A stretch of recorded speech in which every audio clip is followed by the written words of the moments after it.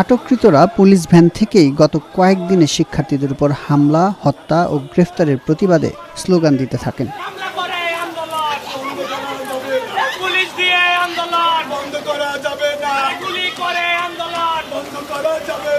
এই ছাত্র সমাজকে এই দেশের স্বৈরাচারীরা কিভাবে হেনস্থা করছে, বাংলাদেশের জনগণ নেমে আসুন, নেমে পড়ুন, এই দেশের রাষ্ট্রপতিকে আপনারা কবল করুন, আমরা কবল করতে এসেছি।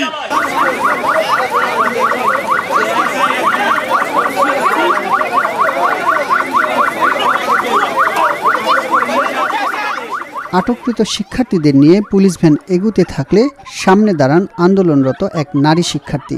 এক পর্যায়ে তাকে সেখান থেকে সরিয়ে নিয়ে যায় পুলিশ।